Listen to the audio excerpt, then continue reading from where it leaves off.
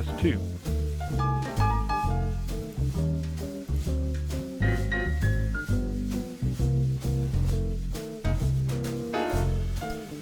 To start your show now, press 1. To hear important instructions, press 2. Your show will go live in 5 seconds. 4, 3, 2, 1. Nobody take no cornbread from me.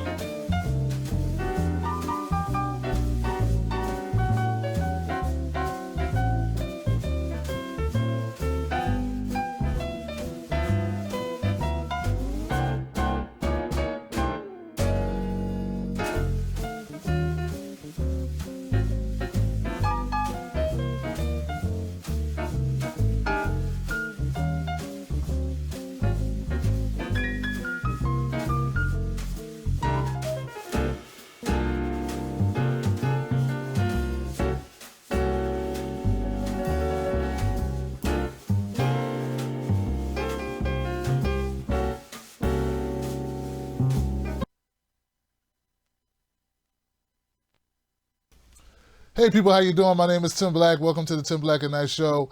And tonight's guest was supposed to be Senator Mike Gravel, but unfortunately Mr. Gravel is out of the loop at the moment. We can't seem to locate him. He's unavailable.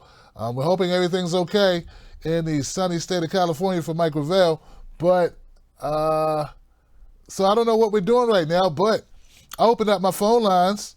Okay, I've opened up phone lines. 319-527-6212. Things look a little different because this was a Skype setup I did just for him. Senator Gravel uses Skype, so I've got this background. Some of you may remember this background, this weird background I got back here. Had that for a couple of years on the Tim Black Show. So that's what I use for Skype calls, and I didn't feel like taking it down. So here we go, guys. How you feeling? So what I thought we'd do, because people are expecting a show tonight, I normally don't have a Wednesday show, but that's okay. We'll have a Wednesday show tonight because I'm all dressed up with nowhere to go. Not that I go anywhere when I do my shows. But anyway, phone number is 319-527-6212 if you'd like to call in and talk about whatever's on your mind politically, what's happening in our news. And meanwhile, I'll try to come up with a couple things that have been on my brain for a while, or the last couple of days in our news cycle. So I just want to check, make sure we got people in Facebook and in YouTube and Periscope to know what's going on. And we'll just have to reschedule Mr. Gravel. And things happen on the internet sometimes, and we understand that. And so that's no big deal, right? So here's the call-in number. Let me sit and call in tweet. Hey, Helen, how you doing? Hey, Rose. Hey, Dolores. Hey, Scott. Hey, Cheryl-Ann. Hey, Jose. What's going on? Karen. Uli. Suzanne Marie. Yeah, hey, Jared. What's up, man? So we got a lot of people on Facebook, man. Facebook, guys, I'm bringing Tim Black's Wolfpack to Facebook. It's a subscription. It's going to be exclusive content for Facebook people who don't want to leave Facebook, who like where they already are. And it's a new thing they're rolling out, and I've been approved for it. So I'm just letting you know that's available on the channel, on the page, on my fan page, on the Tim Black page on Facebook. So you click the button. If you join, you'll get exclusive stuff. And what I'm going to give you is behind-the-scenes footage and a couple other segments I'm going to come up with where I can cover some stuff that doesn't get shared on that doesn't get shared on YouTube. So that's what we're doing, guys. So Facebook, if you use Facebook, maybe want to look into becoming a Facebook Tim Black Wolfpack member on Facebook. But let me just make sure YouTube's up. YouTube, guys, sorry for the confusion, folks, but, Mike Gravel's been busy. I mean, is there any show he hasn't been on the last couple of weeks? I kind of he was supposed to come on my show, so don't hold this against Mr. Gravel. Because he was supposed to come on the show a couple of weeks ago, but then I had computer issues. And I said, well, hold on, guys. Let me get my computer stuff straight. Because remember, I told you we're having a lot of computer stuff. That's why I got to GoFundMe to get a new computer. And I didn't want to have Mr. Gravel wasting his time where this thing was having problems. So he's asked to come on earlier, before. We talked before. And just so happens today, it looks like it didn't work out for whatever reason. But I don't hold it against him. I hope he doesn't hold it against me. I mean, I'm here. I'm waiting. And we'll just have to reschedule, man. I know he was on Mike Tracy's show earlier today. So it's possible he's all talked out. It's a lot of talking. You know what I mean? So no biggie. We'll reschedule. I'm sorry to disappoint you guys, though. That's the thing. I don't want to disappoint you. So, hey, look, sometimes things happen on the internet. We're in different time zones, different states, obviously. I'm in Maryland, he's in California, and sometimes wires get crossed. So much love to Senator Mike Gravel and to the Gravel team, Team Gravel, the Gravelanche. I don't know how you pronounce that. Gravelanche. Mike Gravel's coming, so get ready for that. All right, I got a couple calls. I'm going to take a couple of callers in and see what's on their mind politically.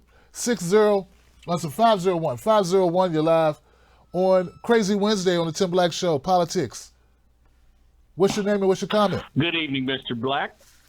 Hey. Who's this? Tim, how are you? I'm good, man. How you doing? Who's this? Hey, this is Sean from Arkansas, or Arkansas, however you want to say it. Arkansas, I like that, man. You might want to trademark that, Arkansas. What's on your mind tonight, my friend?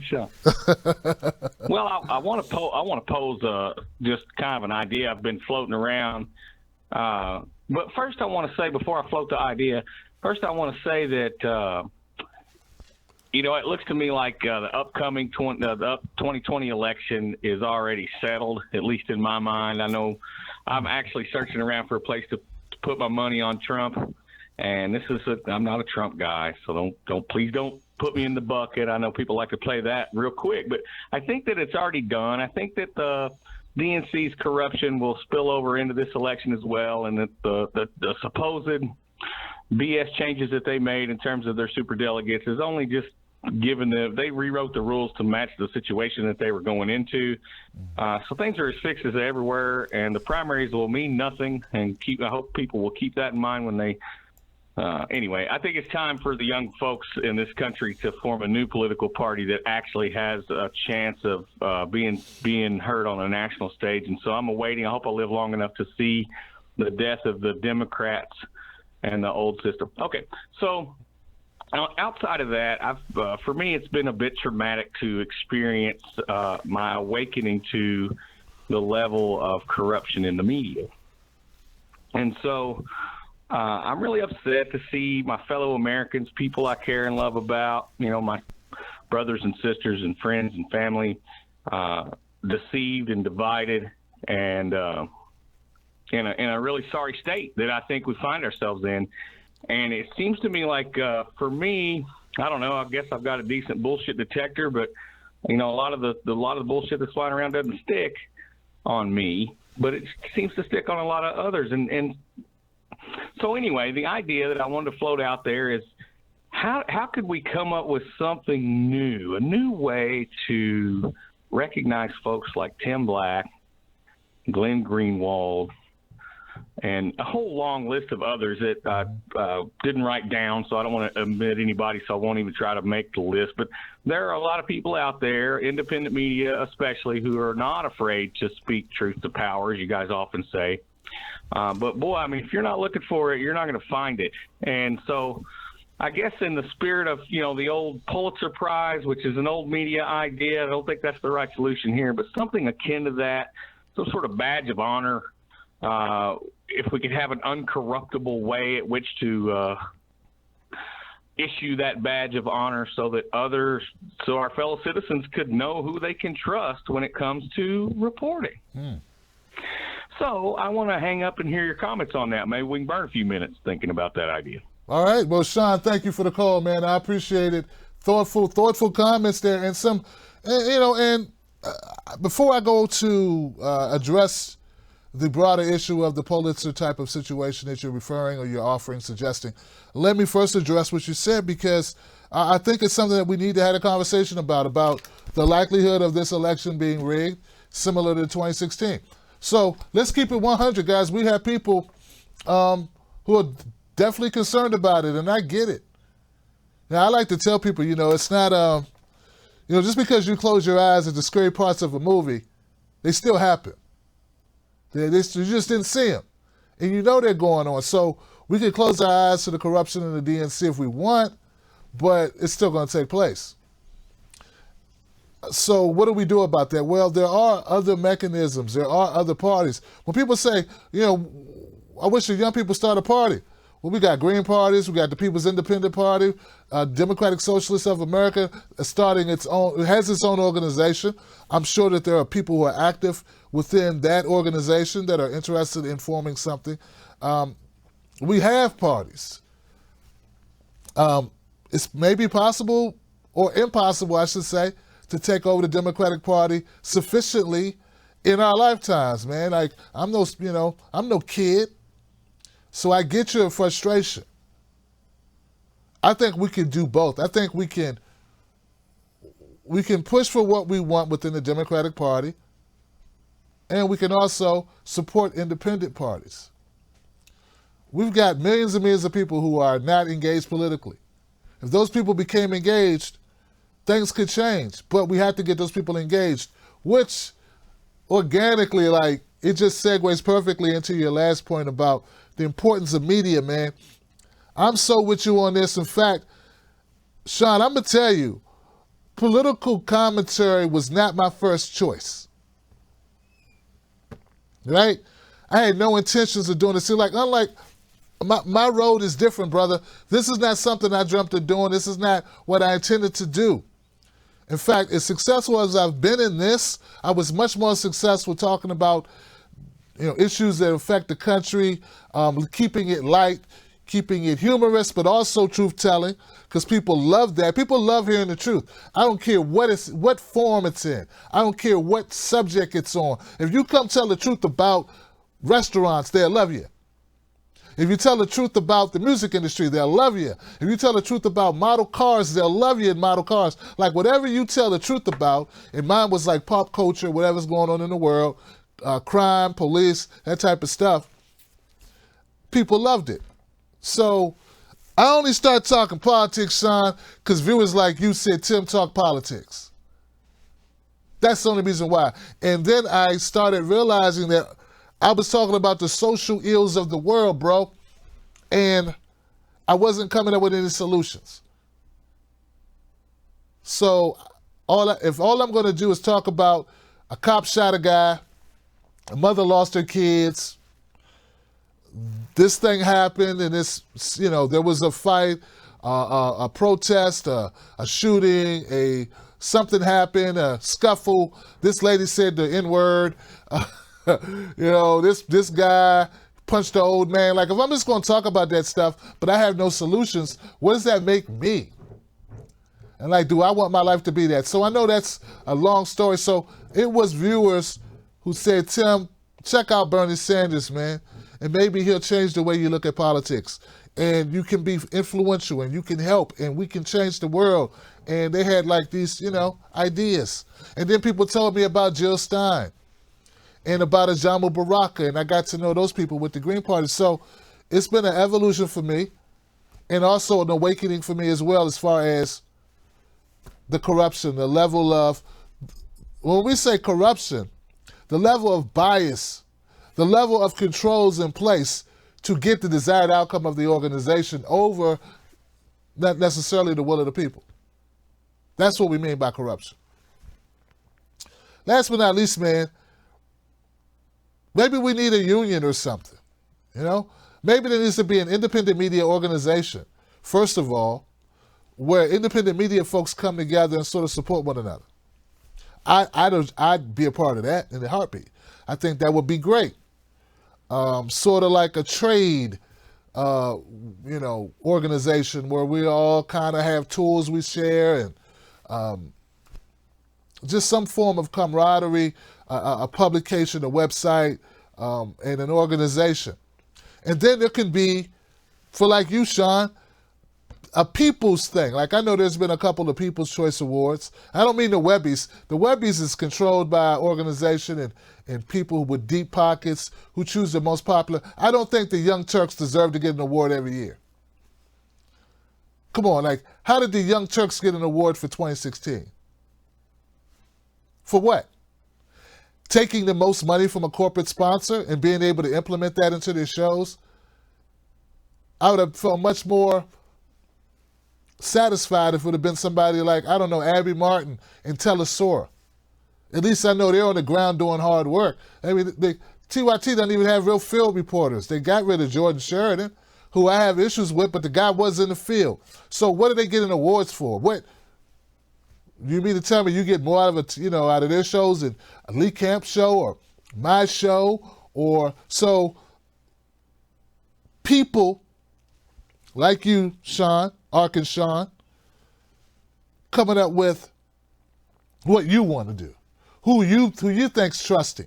People post stuff on Twitter all the time, but I think we go a step further. I've seen some people do articles. I've seen some people like create websites. I know my friends over at, I know Michael Graham has a website. He has a publication where they publish a lot about independent media. So I'm talking a lot. I appreciate your phone call. Hope that answers what I think. Yes, we need an organization, both for independent media, because I think that's the last line of defense against all the propaganda. If independent media is not out there, man, then people can't be aware. So we need independent media, but we need an organization within independent media and an organization by the people or a consortium of people who do like their own. They come up with their own. Who's what? Because you can't just let us decide who's great or who's doing the best job. And then I think people's intentions matter for why they're in this business to begin with. Like I have no fallacies, I have no delusions that I'm going to be on CNN or that I'm going to be on MSNBC. I'm going to get a show on those networks. That's not what I'm in it for. Some people are in independent media and they see a springboard to corporate media. And I think that's a separate thing altogether. All right. Next call. God, that was a long conversation with myself. 768. 768, you're live, Freedom. Oh, not Freedom Friday. You're live, man. 768-678. Anyway, you're live. 678. What's your name? What's your comment? What's up, Tim? How you doing? This is Dave from Stone Mountain. What's up, Dave? How you feeling, man? Dave from Space Mountain. I remember Space Mountain, man. That's how old I am. Yeah, that was a fun ride, man. So there's no lack of stuff to talk about this week, and I'm sad to see we couldn't get Gravelanche on tonight. He's always cool to listen to. He doesn't really hold back much. But fortunately for the people that are crazy in our political system, there's plenty to talk about. And I guess some of what I was going to bring up kind of ties into what the first guy was talking about. But, Tim, I always bring this up, and I'm going to keep bringing it up. I don't think there are two sides. I mean, the people on the left of the political spectrum, they can't be stupid. They can't be this stupid. And I've said it a bunch of times, I think there's a deliberate attempt to push people to the right. I don't think they're disconnected. Bernie says they are, and maybe he's right, but you got people like that supported segregation and locked black people up, like Kamala Harris and Joe Biden, and just such blatant stupidity that it's hard to believe it's stupidity. You got Joe Biden say, well, I don't think Trump's a bad guy. He's just not that intelligent. And I think Trump knows exactly what he's doing, using trigger issues to unite the right. But so I don't think they're on different sides. I think the corruption goes way farther than a lot of people think. And I think there was a deliberate attempt to lift Trump up. I'm not sure I buy that they were trying to lift him up as the Pied Piper candidate as much as thinking that they don't mind him being there. I mean, I just that's what I think. There's too many obvious mistakes on the left for it to be mistakes. But the reason I called was some of the recent stuff from this week. The abortion ban was the main thing I called. The MAGA group, they also go by the hashtag CAG. And if anybody doesn't know what that means, it means kill all government. And CAG is full of shit, okay? They don't want to kill all government. They want to kill all government they agree with. You're going in and out, Dave. Dave, you're going in and out all of a sudden, man, your phone. Okay. I don't know what's happening. Still here. Is that better? Yeah, that's a little bit better. Is that better? Nah, it's still doing it. Okay, I turned my speaker. Are you there? Yeah, go ahead, man. I don't know. It's like fading or something. Yeah, I think my speaker turned off for a minute there. Okay. Yeah, sorry about that. No So problem. anyway, look, kill all government means that's CAG. That's what the hashtag CAG sign is, kill all government. And they're no different than anybody else. They don't want to kill all government. They just want to get rid of the government they don't agree with and add more government to the things they do agree with. Yeah. The couple of issues this week is they called pornography on the internet a national health crisis. They want to ban abortion. They want to control females' reproductive systems. And that's the main issue. So, I mean, I get where they're coming from, Tim. I understand that they see a baby. They see a human being. But there's really no way to deal with this issue without controlling another person's reproductive system. It'd be like someone taking my DNA out of my body and saying, well, we're going to do whatever we want with your DNA. It doesn't belong to you. Your body doesn't belong to you. The government can do whatever we want to with your body. And, I mean, it's just ridiculous. I mean, and I think this ties into what I called last week, Tim, about the religious right. Look, if you want to study your own spirituality or whatever, that's your right. But when you start bringing that spirituality or that logic into government is when you cross the line. And the pornography thing comes from being ashamed of sex, that somehow sex is a sin. And that's where that comes from. That's where this thing about pornography is bad. Like, people should be ashamed of having sex. People should be ashamed of their body. And so there's nothing wrong with pornography. If you want to take it to a bad place, that's where you take it to. If you want to take it to a good place and you're just not ashamed of your body, you're not ashamed of sex, that's the correct way.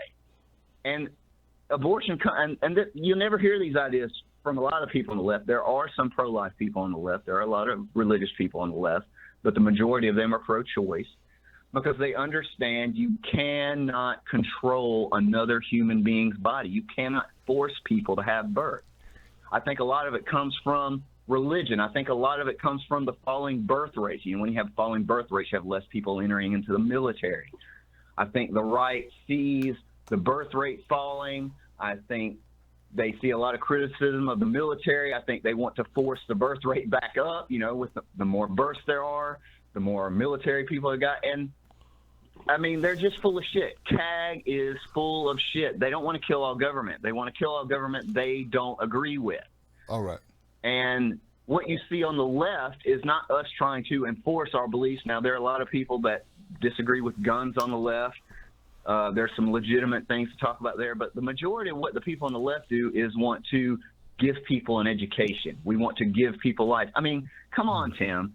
You can't be against healthcare for all and say you're pro-life. You can't want to bring more people into the world when you're not fucking taking care of the ones that are already here.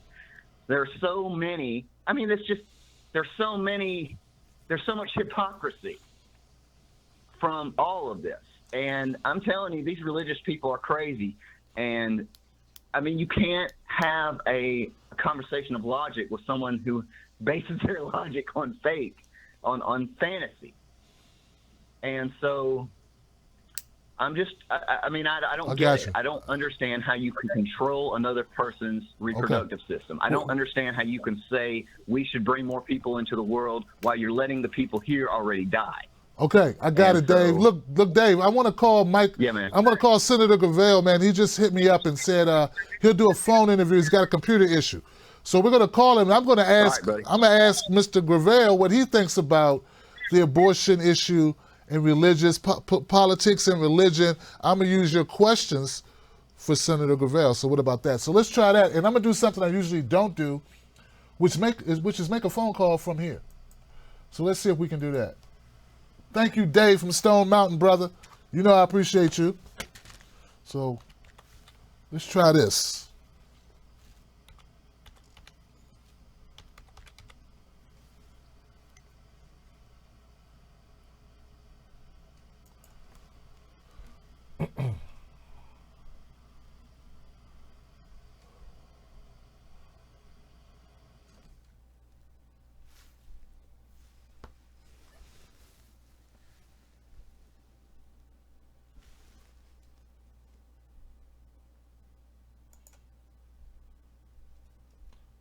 Senator Gravel.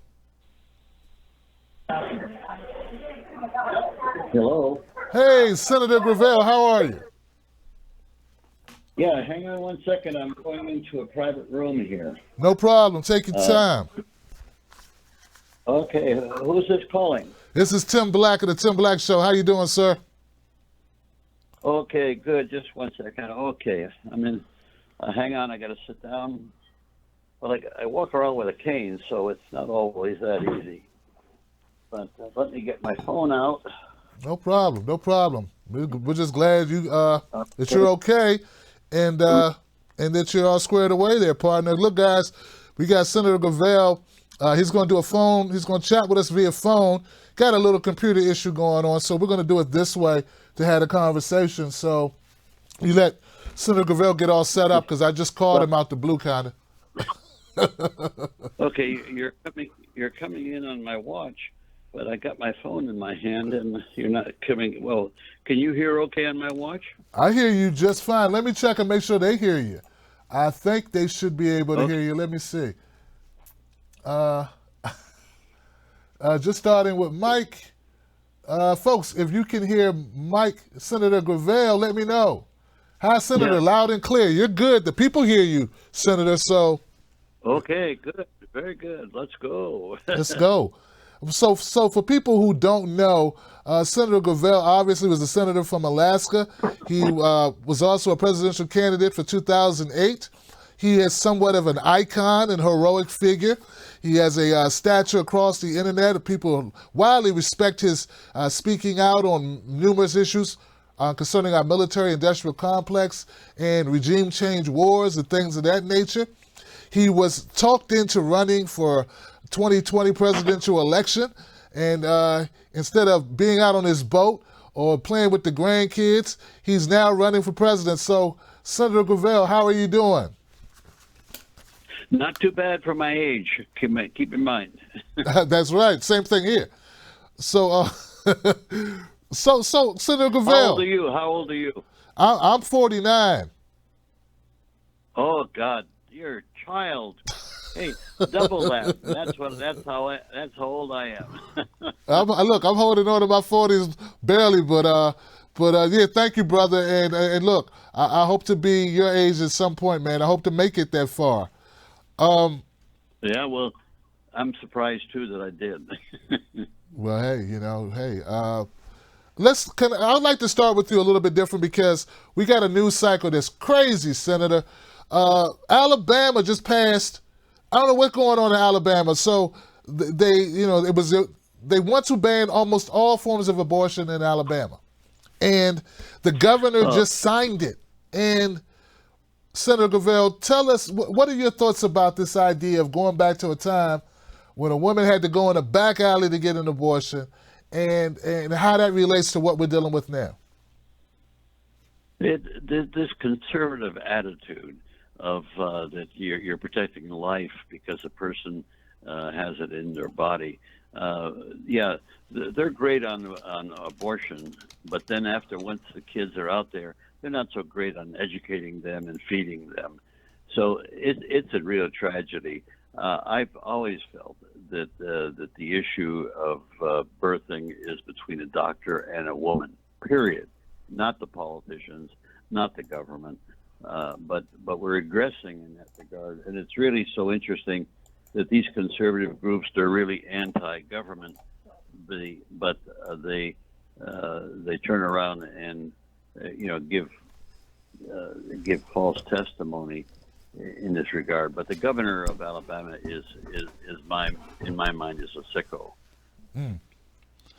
Yeah, I totally agree with you. I think that the conservatives by nature, generally, now that's not every conservative I've ever met, but by and large, I would say the overarching mindset, ideology is, hey, we want to save the kids, but we don't want to, support programs that would feed the kids, and the parents, when they need help, we don't want to, spend money on helping house the kids. And as you pointed out, when it comes to education, they don't want to spend money on educating the kids, but they just want the kids to be here. What is, I don't understand how that helps the country. It's just a sick situation. It truly is. And they get contorted with this, and it just adds to the problems. Now we're suffering some degree of regression right now, and talk is that this will get before the Supreme Court and they'll reverse for Roe versus Wade. I don't know. I hope that doesn't happen, but that's something that we're going to have to fight for a long time because these people just got so carried away. Now this isn't that old an issue. You're talking 50 years ago. This was not an issue. This came about with the religious extremists that then used their political power to try and effect policies. And of course, Roe Wade really set it up to give women a chance to survive and children a chance to be born in a healthy situation where they're wanted. I got to tell you, Alabama, Mississippi, those areas are not my favorite places from an ideological point of view. Yeah, a comedian, Dave Chappelle, said something about the poor, poor, and these people that live in those places, they're financially challenged, so. I don't know, man. I don't know what the outlook is. Maybe, like you said, it's based on religion. A caller just before you, Senator Gravel, he was talking about religion and how it really has no place in our politics. And I just lost him. I just lost him. I'm going to try to call him back. But, yeah, this is a little bit harder. Let's see if, oh, there we go. We good. So we'll dial him back and try to bring him here. Dave from Stone Mountain was just commenting about religion and politics. Hey, you're welcome back. Okay, good. Now you got me on the phone rather than on my little wristwatch. Oh, that works, man. Yeah. What about religion and politics, Mr. Gravel? What do you think about religion and politics, mixing? I think there's too much religion. Now, I know that in several communities, that religion is the center of it and the touchstone. I was born and raised a Catholic. I'm no longer a Catholic. I think that many times religion has done more harm than good. But by the same token, it sustains a lot of people in that regard if it's truly spiritual. But when it laps over into political policy, then it's no longer, in my mind, religion. It's just biased views and discriminatory views that people have and use religion as a cover. Yeah, very straightforward. I agree. I think, I was raised in a very religious family. My mom raised me as a Jehovah's Witness. So, Mike, I used to be one of those people knock on your door and you'd be like, try to act like you're not home. So I know a lot about that.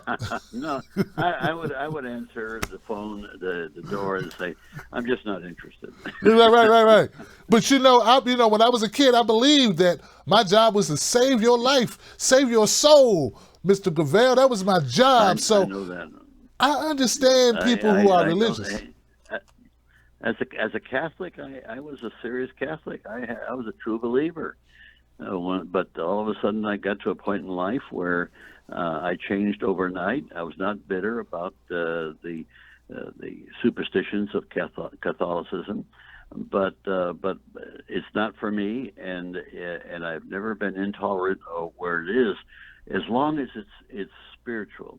When it gets to be political, I really oppose it. Yeah, and even in that religion, Mike, if I can call you Mike, sir, I never tried to force people to believe it. I just, I didn't think the world should change because of what my religion was. I never thought that, we're going to change the laws or change what people can do with their bodies or choices based on my religion. I just felt like this was my thing. Now, remember, I was young. I was in my teens, and I left that religion once I moved out of my mom's house, which was part of the reason why I moved so early. Because you can't do anything. That sounds right. Yeah. But weren't you happier once you shucked it? For me, when I left Catholicism, it was like taking a weight off my shoulders. I was not bitter, but I was very happy and very free. Well, yes, sir. I was happy, and because you could date you couldn't date as a Jehovah's Witness, and you couldn't have Christmas. And I like Christmas. I mean, I don't like spending money, but I like the Christmas tree. It smells good in the house. So, well, it has a spirit. It has a spirit. Yeah, it's very important. People feel good, even if they don't have gifts under the tree. They still have a feeling of humanity, and people seem a little nicer that time of year, even if it's commercialized to death. Let me switch gears a little bit, Mike. So we both agree that Alabama, I don't know what they're doing. Roe versus Wade, they say part of the reason why they're doing this is to challenge the Supreme Court decision, Roe versus Wade. I'm thinking people are going to say, see, if it wasn't for Bernie Sanders, we would have had Hillary, and then we would have a chance of defeating this. Like Roe versus Wade would be safe, because we wouldn't have had a new conservative Kavanaugh on the bench. What are your thoughts about that? Well, I think that Hillary would have been very dangerous and was really corrupt. Keep in mind that, the year before she ran for president, she knew she was going to run for president, and she was so arrogant that she'd go out and get $600,000 for an hour speaking engagement on Wall Street. What was that all about? And that wasn't just one instance. That was several instances. So, and of course, Bill Clinton's the one that did away with Glass-Steagall, set the stage for the 2008 recession, and of course, the then Obama and Bush bailed out the banks, but nobody really bailed out the people, and that's the tragedy of what happened in that sequence. So, no, I did not vote for Hillary. I voted for the third-party candidate, and I think that Hillary would have been a horrible president, very warlike. We could well be at war with Russia as a result of Hillary's presence. Now, what will happen in this election? I hope that it's Bernie Sanders and a young lady by the name of Tulsi Gabbard. If you haven't, if the name doesn't mean anything to you, really watch her. I think she is the one most likely to become the first woman president of the United States. Her name is Tulsi Gabbard from Hawaii, and is a very, very serious person. She's been in the military. She's been twice to Iraq. Is a major in reserves. And is on the Armed Services Committee and the Public Relations and the Foreign Relations Committee. So she's well equipped to either act as vice president or president, in my mind. But I'd rather see Bernie as president than her as vice president. Wow. Well, that's I've heard about your endorsement. I didn't know it was so extensive, and you're right. I agree. Tulsi Gabbard is amazing, and her. I just watched a video of her on a podcast with a guy named Joe Rogan. I don't know if you're familiar with Joe Rogan, but they talk for 2.5 hours, Mike, and you get a real sense of what kind of person Tulsi Gabbard is. I mean, politicians, a lot of them are good actors. Most people can't act for 2.5 hours. She's a serious person. there's, she's a politician, but she's a serious person. That's why she would be such a good leader. But I'll tell you, in the final analysis, it won't make that much difference how people who gets elected, because the Republicans will still be in a minority in the Senate and will be able to stop all progressive legislation with their filibuster. In my mind, the answer is not, we have to elect very competent people, true, but the answer is to be able to empower the people to make laws. If the people become lawmakers, they will then make the decisions that are in their best interest and not in the best interest of the elites that control our society and expand the inequality between the average person and the rich. Absolutely. I think that our first step, as you just stated, I think is to get money out of politics. And I think that our lawmakers, in order for us to have lawmakers that represent us, we have to replace those donors and get those donors out the way, and then we got an opportunity. But you got to get the people to be able to be. You should be able to vote on laws, introduce legislation. And so what I've done is I've written what essentially is a manual for the legislature of the people, how to bring it about and how to conduct yourself as a lawmaker within the legislature of the people. And that's a book that I'm just finishing up that will be hopefully out there in the summer, and people will be able to make their own judgment on that. But the most important thing of all is to make you able to make laws, because the laws that you will be involved with are laws that are going to benefit the people, not benefit the super rich. Got it. It seems like, looking back at Obama, for the first 2 years, he had the House and the Senate, but then he lost all access to that once the Republicans took over. And I think the same thing happened, is happening now with Donald Trump, at least in the House. So then they started governing or passing legislation via executive order. What are your thoughts about the uses of executive orders? Just overdone. And of course, historically what's happened is that the Congress, not willing to face up to its responsibilities in a lot of legislation, deferred to the presidency. So we've become a nation with a super powerful president and a Congress, which by and large, keep in mind, politicians generically are cowards. And so if they can slip by without having to make a decision, and a decision may alienate people, and they don't want to do that because that could affect their ability to get reelected. So that's what it's all about.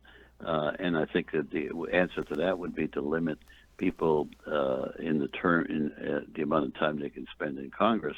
And I would limit the term of judges. I think Supreme Court judges and appeal judges and federal judges all should be limited to 12 years. And if at the end of the 12 years they're either promoted or they're out. Wow. These are changes that I think are sorely needed. I just don't understand, what's the first step to begin that? Is that just having conversations like this, or do we need leadership to implement, this type of thought? No. What you need is to be able to have a process to make laws. The people would not put up with having these judges powered for life. I mean, they just wouldn't. They recognize that power corrupts, and absolute power corrupts absolutely, and it corrupts essentially intellectually and otherwise. So no, the only way you're going to bring this about, and I've got a whole list of things that I would see, but put this before the American people, and they'll vote for it. And that's what we need to do, is to be able to put this before the American people in the form of legislation. So you and I agree. We then go through the electoral process that I've outlined in this book in detail, which I've been at it for 30 years. Keep in mind, I didn't come up with this yesterday. I've been at this for 30 years. And my hope is still that it will come about. But it's tough for people to realize that you're just as qualified as anybody in the Congress to vote on laws that affect your life. And I would vote more honestly, as you just stated. Yes, you would. Well, because you can't be bought. You're going to vote for your self-interest. Yeah. You Yeah. can't. You can buy representatives, but you can't buy the total people, the majority of the people. And I live amongst the people. Like, some of these politicians, they're in a different world, in a different bubble. I don't even think they have access to regular people anymore. Their staff is too busy kissing their butts. Like, who tells them, that it's raining? Like, I don't even know if they walk out into walk the streets like regular people. So if you don't do that, you're not in touch with your constituents. You really have no real idea what's happening. Well, it's arrogance. It's arrogance and power. As it corrupts, it makes you arrogant. So recently, Elizabeth Warren, she decided that she would not appear on Fox News in a town hall event.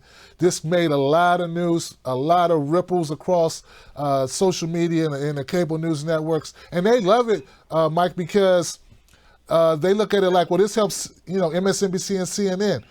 I personally believe that it's good for you to go on away games. Like, if you're a sports fan, it's one thing for your team to beat at home. It's another thing to get some wins on the road. So I think Elizabeth Warren made a mistake. I think she's looking at this tactically, and she's playing small ball and just short-sighted to get support from the Democratic base. But I think it would have been more helpful for her to go on a Fox Town Hall and knock it out the park like Bernie Sanders did. What are your thoughts, sir? That exactly. You're so right. It was a mistake. If your positions, and it's not so for her, she's got great positions, but if, as a matter of course, if your positions are so weak that you're afraid to go to the enemy camp and present your positions and defend them, then there's something wrong. And Bernie did do the right thing, and it paid off handsomely for him. And I disagree. In fact, I've got on Thursday, I've got a appearance on Fox, and the first time that they invited me, my kids said, no, he's not going to appear on Fox. And I told them they were wrong. I want to appear on Fox, and I want to appear any place that they want to have me. And if they disagree with me, that's fine. But at least I have a chance of trying to persuade them with respect to what I believe in. And I could be wrong. And so the test of whether I'm right or wrong is to be able to put my views out front so that other people can examine them. And so I think it was the Democratic Party was stupid in not organizing some debates on Fox. And that was the Democratic Party, not just Warren. Absolutely. You're absolutely right. That's the decision made. Think of the DCCC, the DNC, they came up with their, what the 2020 was going to look like as far as how many debates were going to be held, where they're going to be held, that type of thing. And yeah, I look at Elizabeth Warren, you pointed out that she has very strong policies. She's prolific with policies. But I think it's something, Mike, about trust. I think I know for the progressive community, there's a lack of trust, and this sort of like underscores it, Mike. Like this shows that she's not really a fighter. Like Senator Gravel, you are a fighter, sir. That's one of the things that's something about you. And I'm serious. I'm not kissing up to you. I'm telling you, people regard you as a fighter, sir, and that's why people want you to run. That's why they want you on the debate stage, because they know you'll get out there and you will call out you will call out the truth. You won't pick, well, I'm going to call out the Republicans. I'm going to call out truth. And I don't know if there's a question attached to that other than what have you've known politicians, is it just, do you think that Elizabeth Warren just doesn't have that fight, or does she not know how to express it? No, she just made a mistake. She just made a mistake. You got to. I think that she recognized that over time. She made a mistake, and of course, when you're involved in so many issues, you make mistakes. Even the best of us make mistakes, and would like to take it back. So I just attribute it. It hasn't changed my attitude towards her. About being a mistake, but it does affect my attitude towards the Democratic Party, because when the party writes off a major section of the population that they're not worthy to be able to have a dialogue with, I have troubles with that. I don't care if what position you may hold. And you and this is here. I'll give you an example, because Tulsi Gabbard met with Assad in Syria. They were criticizing her over that. My God, if we can't talk to people we oppose, then there's something really wrong. I'm getting a call. I'm in a private room at dinner, and so my wife just jerked my chain and wants me to go to the dinner table. Well, that makes sense, man. Senator Gravel, we'll pick this up some other time, and hopefully our computers will work and we can sit down and talk again. So thank you for taking time out of your evening, and tell your wife thank you for sharing you with us. Oh, thank you very much. I appreciate the appearance. You got it. You got it, sir. All the best. You got it. All the best to Bye-bye. you. Bye-bye. All right, guys. Well, there you go. I enjoyed the conversation. Let me take this off here. Bam.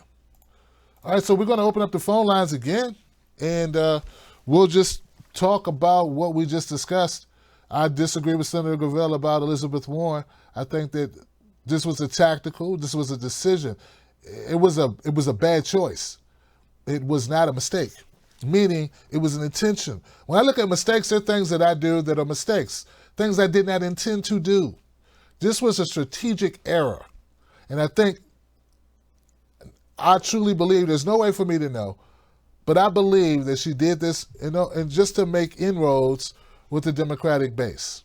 And I think it just further illustrates why a lot of people don't trust Elizabeth Warren. And that's if you check out the forums, if you check out the comment sections across social media, you'll see a lot of people who are not Hillary supporters who feel the same way.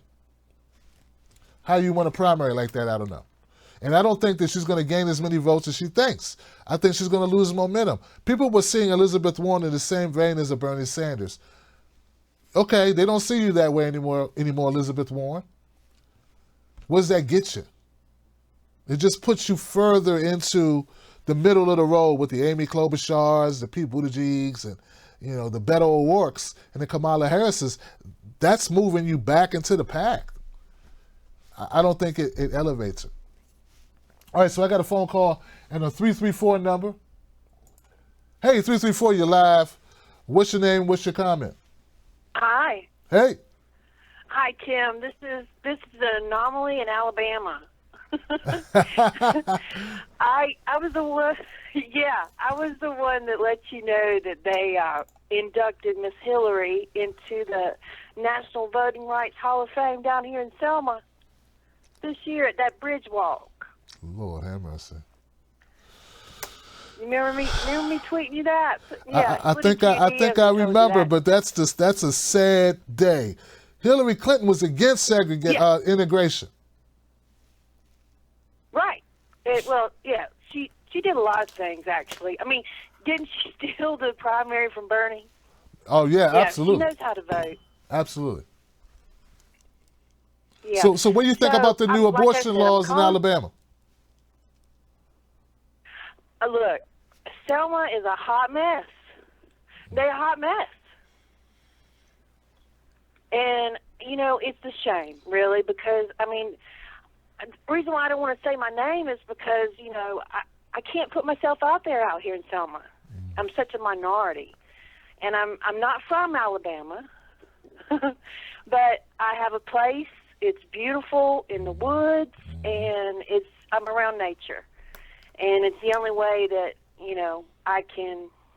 I'm a 4-time war veteran, and, I came here working for the government, and I'm a couple years older than you, and, I'm just trying to live out the rest of my life in peace in nature because, they don't stab you in the back like the rest of it. At this point, it's hard to find, like-minded individuals around here. I'm not a Democrat and I'm not a Republican.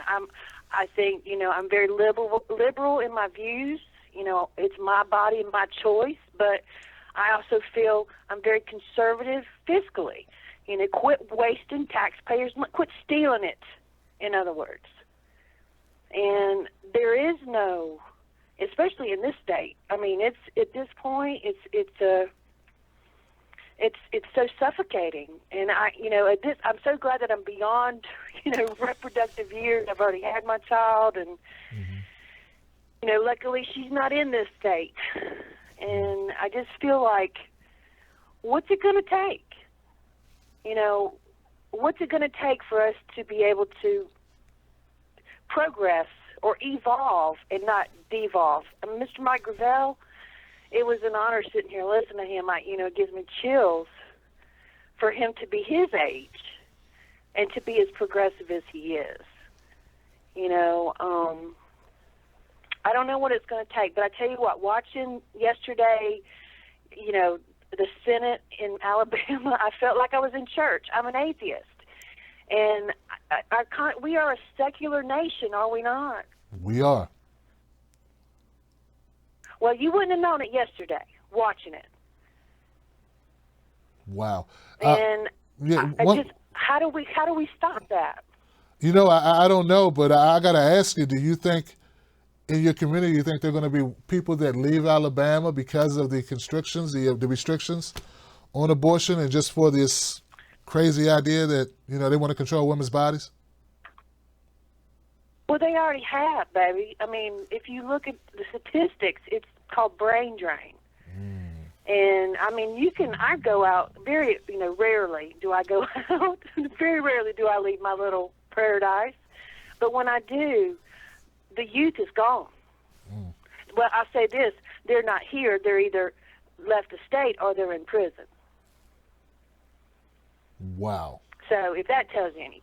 That tells me everything. Yeah, we've got the highest rate of incarceration in this city, in this state, but they're under investigation right now from the Department of Justice because they're in inhumane treatment. And it's just, there's this one reporter that has called since, we got Mr. Richard Shelby, the oldest 85-year-old senator that's in charge of the checkbook now, Mr. Jeff Sessions. We've had an Alabamification of America. And that, to me, is disgusting. Wow. Well, look, sister. I know I'm throwing you some truth bombs tonight. Yeah, that's great. That's great stuff. I appreciate it, man. This is what gets people pumped up. I want to thank you for your phone call, and I want to move on to the next call. Hopefully they'll comment, so stay tuned, okay? All right, baby. Take care. Stay strong. You got it. Stay strong. Wow. Having a caller call in from Alabama is really helpful to kind of get the feeling. She says she feels alone. She's an independent. She's not a Democrat. She's not a Republican, and she kind of just stays to herself. And wow, the prison industrial complex has really took hold there in Alabama. I know that there are a number of people who disagree with the ruling today, and a lot of people are upset. Oh, here's what I wanted to say, guys. Do you think that the Democratic Party will use this as a linchpin to run, to challenge Donald Trump in 2020? Do you think it's going to last that long, or do you think it's going to go away? So that's my question. Do you think the Democrats can use this? Because I think they will use this, and this can be their new Russia. But unlike Russia, this is a real thing. All right, I'm going to go to the next call. I appreciate you. 404. 404, you're live. What's your name? What's your comment? Yes, sir. My name is Sal. Sal calling from Atlanta. Talk to me, Sal. How you doing, brother? Yes, What's sir. on your mind tonight, Sal? My man, so many things, especially like with the previous callers, I want to touch upon so many things. Elizabeth Warren, I don't think she's a progressive. She always proven not to be one. Since the in South Dakota, like she didn't, people were getting, sprayed with water. A young girl had got her arm blown off. We called her offices. We're trying to find her, and she was nowhere to be found. When Bernie Sanders needed her, I mean, I know I'm repeating myself, things that you already covered. When Bernie Sanders needed her endorsement, she did not show up. Elizabeth Warren is the only person that I believe that a progressive would waste a vote on. Elizabeth Warren, she's good as a senator. Yes, she did great things with the financial issues, with the banks, and I think that's as far as she could go. And that's where her zeal in. That's what she feels that she can do better, and she did. But as a president, she always dropped the balls on almost every issue. You know what I'm saying? And also, I live in Georgia, and we also actually affected by they just rolled in a law also last week that women, actually, people say, well, like you asked this lady, like people can leave. But here in Georgia, if you leave the state, a woman, say, leaves the state, have an abortion, comes back, she could be indicted. A woman could be indicted for having an abortion outside the state. And I'm a Muslim. And I grew up ultra-conservative, the people that wear the long shirts, the women covered up. And even in that environment, I didn't see that much authoritarianism. Yes, even though I evolved from that belief, but even though, there's some kind of authoritarian trait to that sect, but at the same time, I never seen anything like, about, like what the government, of Georgia and Alabama is trying to do, you know what I'm saying? Yes, and that says a lot, Yes, doesn't sir. it? Yeah. Yes, sir. I definitely agree with you, man. You're right. I heard about them being charged. I don't know how they would go about. I guess they would be tracking people's medical records to determine if they were pregnant and now they're not pregnant now. Like, that's crazy. Like, that's crazy, Sal. But I mean, I lived in the Middle East. I lived in Allied countries. I lived temporarily in Saudi Arabia, and they don't have none of that. Yes, they might not have these hospitals, like they don't provide services, but they never dug into who is getting abortion or not, even though they don't allow women to drive and stuff. But I don't see, I just, like, this is like something new. You know what I'm saying? This is something new to us when we come over here. That's why, I'm like, what's the difference?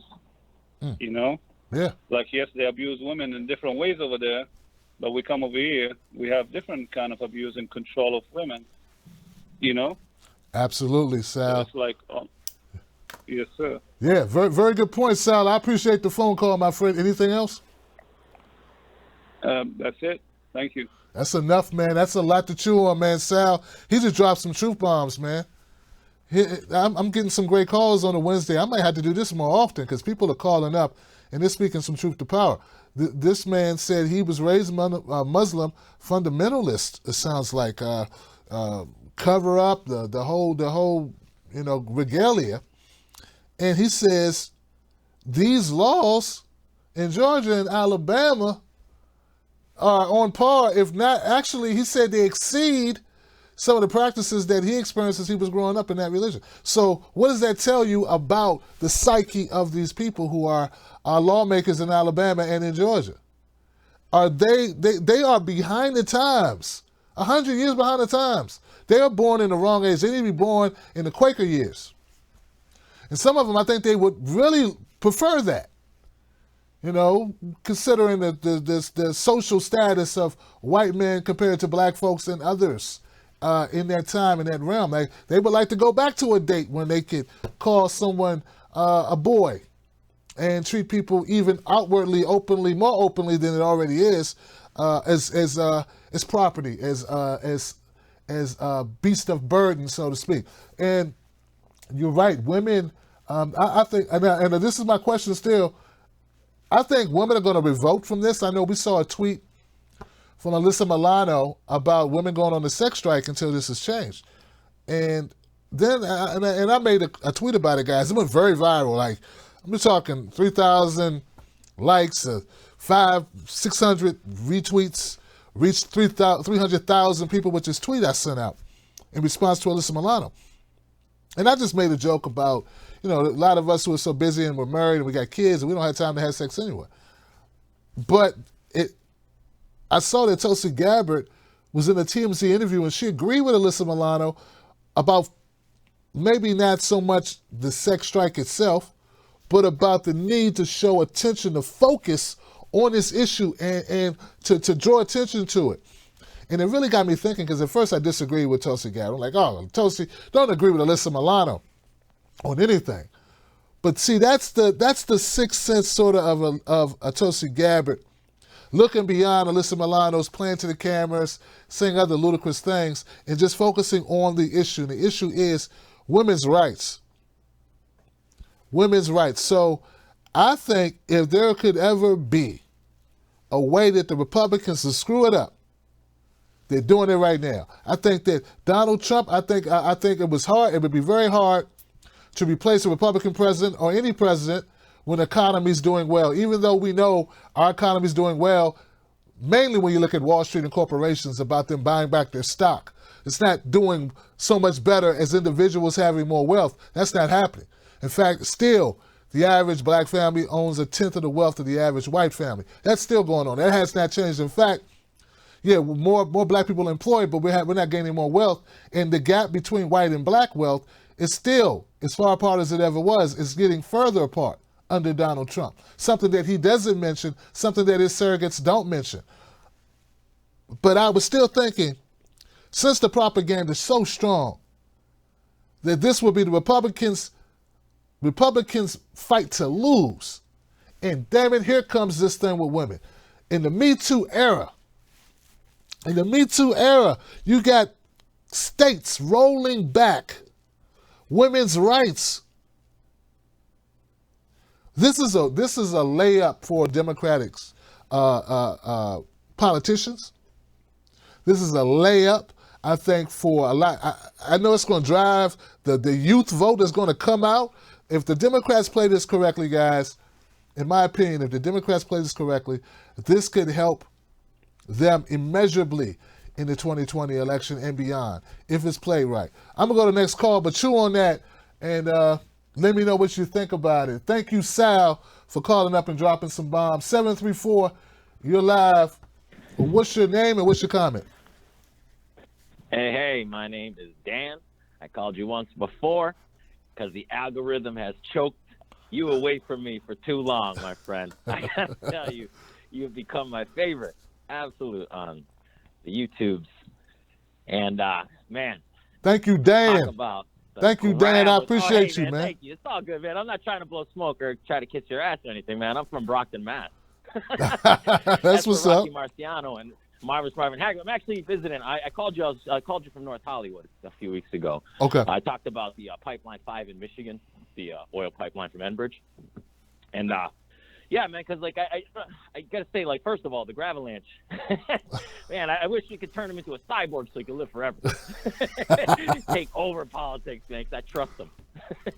Yeah, so I'm out here visiting my grandma where I was born in Brockton, which used to be the shoe capital of the country. And when before I was born, right around the time I was born in '76, they outsourced 35,000 jobs and turned Brockton into basically what you would see in any of the Rust Belt towns, Gary, Flint, Detroit, whatnot. And I still see the effects today. You know, I walk around my hometown and got to tell you, got to keep walking sometimes.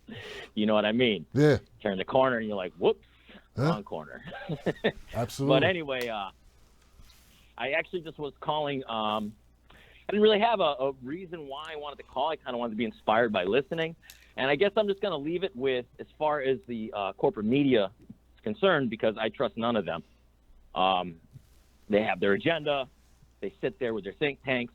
They all repeat the same lines. And if people can't see that, I mean, literally, I don't know how to make it more plain to people that we are being lied to and manipulated and controlled.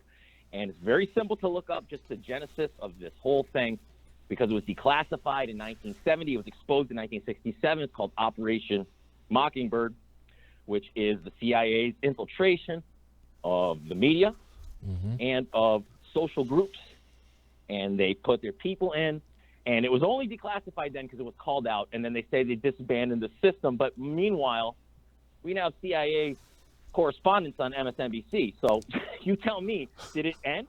You know? And we talking about being divided. I will say something that's overlooked in the abortion debate. And believe me, I tell you, man, if this was at any time for a third party to step up, you know, the Democrats, unfortunately, I think are going to drop the ball because they are fucking spineless jellyfish, pardon my language. But, I mean, honestly, the core of that corporate elite bubble that they live in, they're going to drop this ball so hard, like Nancy Pelosi every time she tries to speak without referencing all the corporate backers in her mind. I mean, she can't even get through a sentence, but that's neither here nor there.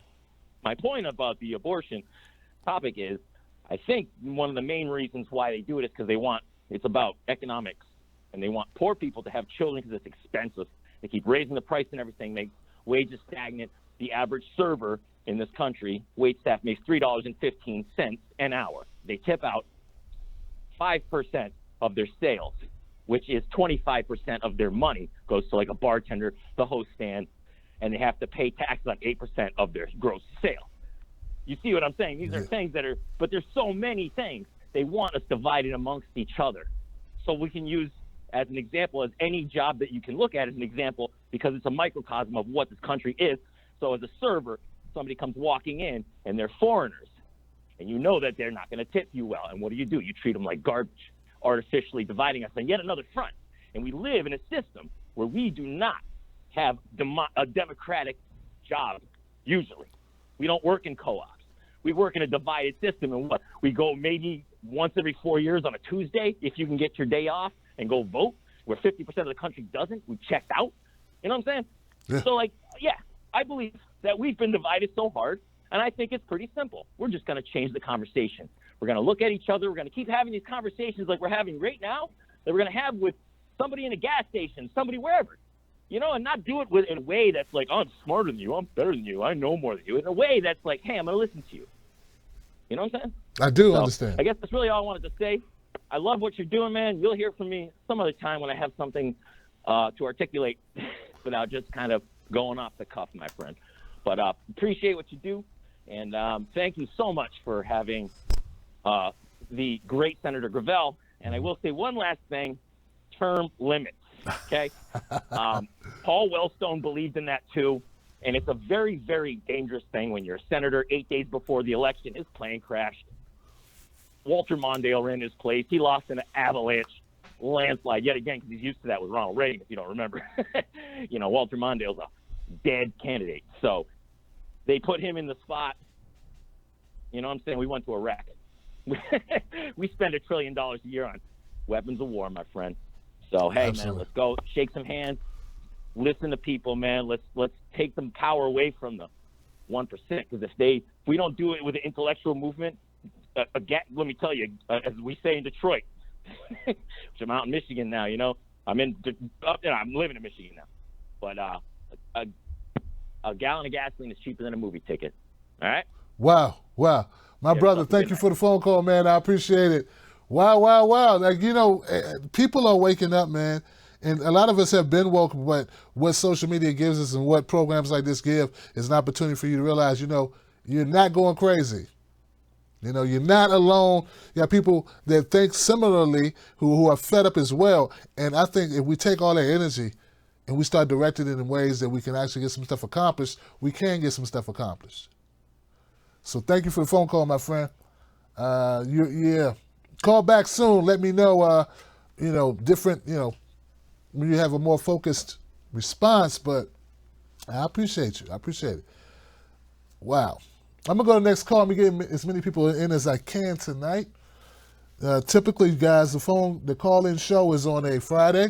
It's called Freedom Friday, where everybody gets 5 minutes to call up and say whatever's on their mind from a political standpoint. People talk about whatever's happening, and we do that that's my way of giving back to the community. Tim Black's Wolfpack is the community. It's my community. It's available on Patreon, it's available on YouTube, it's available now on Facebook. So I'm encouraging you to become a member of it. We're not controlled here by the DNC or the RNC. I know that's, people hear me say it all the time. Hopefully every time I do a show, people who haven't heard it are actually watching because you're sharing it. And I just want people to know, I take pride in the fact that we are owned and operated by individuals, not by corporations. I take it as a matter of point of fact that I love to brag about, the fact that no one supports this show except people who like watching the show, right? That's it. So that matters. And that's something that All of these folks need to be checking when they go watch other content. You need to be concerned about who made the content. What's their intention? That's going to be why. Then you'll understand maybe the narratives that are in that content. I'm just a working class guy from a working class background who's doing this because it's sort of a calling for me. There's other stuff I could do. I believe in what I'm doing, and I'll do it until they come lock me up. So if you value my opinion, if you value the people I bring out, next week, Monday, Max Blumenthal will be my guest. He has a new book out. God. It's about the military-industrial complex. The title escapes me. I just promoted it last night. Max is an epic journalist and a truth teller, and I want to encourage you all to be a part of the show Monday. God, I can't think of the name of the book. Somebody knows the name of the book. If you know the name of Max Blumenthal's new book, his latest book, please, guys, put it in the comment section. Let people know about his book. I'm going to go to the next phone call. So that was Sal. I've got a 412. 412, you're live. Hey, Hey. I can't think of the book either. It's Uli. Hey, Uli, what's up, sis? Oh, man. Wow, I called up. I was inspired by Sean was the first caller, and then Davey originally, Dave from Stone Mountain, and I thought I'm going to chime in because it didn't look like we were going to connect with Senator Gravel, and I thought, you know what? I got a couple of things to share, and then in the meantime, I'm blown away. This is an epic show. This is one for the books, this show. Every caller had so much to contribute. So let me start real quick. I might have to save some of the shit for one of the Fridays, but Sean and Davey were talking about the importance of independent media, and Sean suggested some kind of award, whatever. But where I want to hook in is the importance of people connecting and forming coalitions. Just be careful whom you hook up with. Like the last caller, Dan just said that, the CIA, they are infiltrators. Mm-hmm. They have been. That's what they're good at. That's what they do. They're everywhere. And I've been saying this for like 5 years now. So they're everywhere. So we got to be everywhere. But we got to make sure that they're not with us. You know what I mean? So, yeah, that is so important. So everybody who's listening, hook up with your people. Share these forums, share Tim, share other independent media, and get people, because I tell you what, the mainstream media people, they're still out there, and they're still the majority, and they're scary. I wanted to share with you something really, really, really weird that happened to me yesterday. Was yesterday or the day before? I can't remember. But anyway, so my phone rings. I'm in the middle of doing stuff around my house. My phone rings, right? And I pick up, and it is Senator Pat Toomey, Republican, right? He's a PA senator, and I'm in PA. So I'm like, what? And my first inclination was to hang up. It's like, it's like they're going to try to solicit some kind of something from me for the Republican Party, which is not going to happen. But anyway, so here what it was like a link into a live town hall that he was hosting, right? So it was explained that, you can listen in. It's much like what we do right here. You listen in on the phone, what they're all talking about, and people have an opportunity to call in and voice their opinion or leave a comment or ask a question.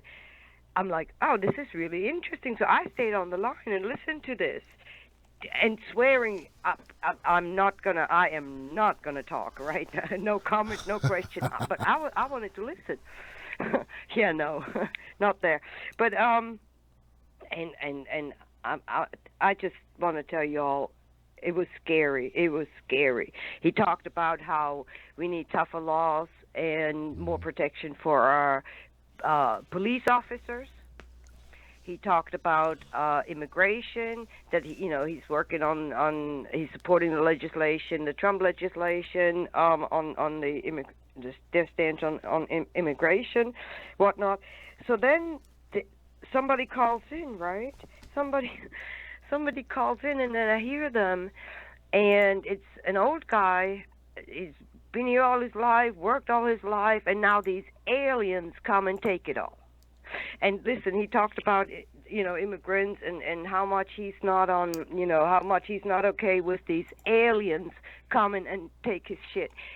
He not once said foreigners or strangers. That was his term, was aliens, So there are people out there, scared of aliens and whatnot. So, and I am not necessarily like an all arms wide open kind of immigration person. I think there needs to be, if you're a citizen in a country, that has to mean something. You know what I mean? Unless we do away with all borders. Now, that's my idealistic dream altogether. Let's just break down all borders, then we're all just citizens of the earth. That's what I like to call myself. But Toomey then proceeded to assure this guy that he's not just working on legislation for illegal immigrants, but even legal immigrants. Like, he wants immigration to be merit-based. So in other words, you can be in a country and you can produce and consume and contribute and be a part of that economy. But Lord help you if you ever need something. That's when you would lose your merit. You get a kick in the, you know what. And so that hit home pretty close for me. And I think, that was a little scary. So, and then all of a sudden, quick, I was cut off. I think they called me by accident. I looked online to see the event, see if I could listen in elsewhere or so, but I couldn't find it. I found something where they were selling tickets to it. I think somebody called the wrong number, and I got to listen. But, these are the things.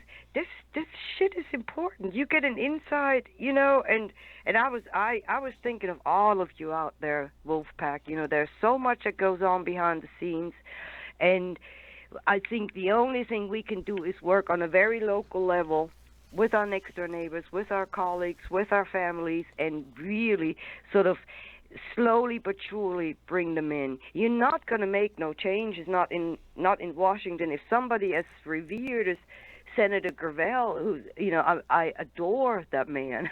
He speaks with so much wisdom. But I think you have to work from the ground up. And Warren is stupid. She should have gone on Fox, because those are the people you want to talk to. So anyways, and the abortion thing in Alabama, there's one last thing, then we'll get off the phone.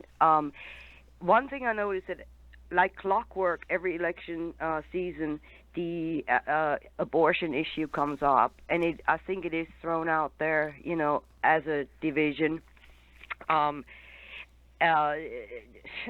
The Dems, they could use that. The Democrats could certainly use that to their advantage, but I don't think they will. It's just another thing, another part of the theater that wants to spin people's minds around, Religion has no place in politics. I don't even know where these people come from. Don't you guys have a constitution that says the state should be separated, and Yes. the right of religious belief? I mean, I don't care if you spend every free minute of your life on your knees praying to God knows what. I don't care. But when you are at your job as my representative, my political representative, your beliefs are no concern of mine, none whatsoever. Represent my rights, and that's it. Yeah. I'm going. This is an awesome show. You all have a good rest of the week. I'll see you Friday. That's it, man. Thank you, Uli, for the phone call. Any insight about what happened with that phone call? Republicans called you up, and you got to peek behind the curtain, sister, and hear what they talk about. And it sounds scary. It sounds scary. They love to demonize and boogeyman, scare you with the boogeyman type of thing. With immigration or with crime. Crime is really down. It's down nationally. It just is. Something, I don't know who brought this up, but Obama, they smeared Tulsi Gabbard with the talking to Assad. We're not at war with Assad. Not in a war with him, but even if we were, didn't Obama famously say that we should talk to our enemies And didn't all these Democrats fall in line behind it? Yeah, I remember that. I was here for that. I wasn't paying that much attention back in 2008, but I paid enough attention to remember that. Now, it was a little controversial when he said it, but more and more people brought into the idea. Lord behold, when Tulsi Gabbard actually did that, they still use it to this day to smear her. I was reading an article earlier today, preparing for my Coffee with Tim Black show, and they were using it in that article. Yeah, Tulsi Gabbard says this, and she's talking about this, and she's challenging the military-industrial complex. And you may not remember, but Tulsi Gabbard met with Assad. Wink, wink, you know. So they're still using that crap. So let me go to the next call. We got a couple of calls. Oh, Max Blumenthal's book, The Management of Savagery, How America's National Security State Fueled the Rise of Al-Qaeda, ISIS, and Donald Trump. So that's the name of the book, and Max will be sharing that with us. So, 856, you're live. What's your name? What's your comment? Yeah. 856. Hey, how you doing? This is Alan Cannon, Tim Black. Alan Cannon, what's up, my friend? Hey, didn't think I was gonna get through, but been listening to all the callers. A couple of things. There's a guy called Chris Hedges. He appeared on Canadian TV. He had an article called, it's a book called Sacrifice Zones. And it's about how all of the urban areas that used to be manufacturing areas are now full of corrupt politicians that just basically wash money through those areas without giving the residents of those areas any jobs or any opportunity. And one city that he mentioned in particular was Camden, New Jersey, which is actually my city. Can you hear me? We hear you. Yeah, go ahead.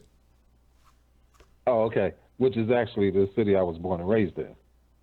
So that's one thing. The other thing is that the abortion laws in Alabama, one has to examine the struggle for women to get human rights and civil rights, look at the struggle for blacks to get voting rights, and then understand that this is a tie back to take back away all the rights that already existed. There must be some validity to the election process itself, because if it wasn't, there wouldn't be elections. If they can take a woman's right away to make a decision with her body, if they could get away with rigging elections, then why do we have elections at all? Because they can't legitimately do away with elections as a process. The other thing I wanted to talk about is that since 2017, all members of Congress have known that they don't have an official quorum according to the Constitution. We're still in court. The Supreme Court case is 18-290. The name of the case is Laverne versus the U.S. House of Representatives. We are still in court, and the case is still live. So the effort to impeach Trump doesn't have any legal background, any legal authority, I'm sorry. And Congress since 2017 have been talking to impeach Trump when they know this case is in court. They actually know that they don't have the constitutional authority to even call for the articles of impeachment. They know it. They know that we've proved it. The research has proved it. We authenticated all the documents. The documents have even been carbon dated. And the handwriting on the documents have been checked to see if they match the actual signatures of the Constitution and all the other official documents that these representatives have signed. So, any person who's talking impeach Donald Trump and they're in congressional office, they already know that it's gaslighting.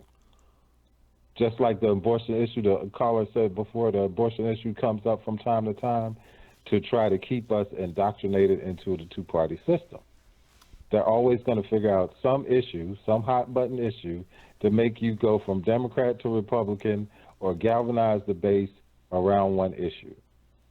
When the only issue that should exist is A, representation, and B, stopping all wars. The minute we take our money away from wars and direct them to our interests here in America, we start paying off some of that deficit, the national deficit, the national debt. We start getting money so that people can have adequate health care. We start removing money out of politics. Mm-hmm. And the other thing is that the case, the 18-290 case, proves that Congress is limited to 50,000 people, which means a person running for the House of Representatives could walk their entire district, which breaks up the lobbying. So now money is not a factor, and you can get in office with less than $6,000. Who wants you to be able to spend $6,000 when they're raising $2 and $3 million just to run for a House seat? Comments? Anything? I appreciate the phone call, man. I'm just going to, I appreciate you calling in. Thank you, Alan, for that. There it is. Yeah, I've had Alan on the show before, him and the gentlemen that he, spoke of the lawsuit. So we've had this conversation before. And, I like the point where you point out that, the idea is to push people in, to funnel people in, and to agitate the base. And it's not just Donald Trump that does this. Democrats do it as well. In fact, to your point, Alan, when I, there's a horrific story that's making the news right now about Pamela Turner, a young woman who was shot and killed by a Baytown, Texas officer. This happened recently. She was shot 5 times.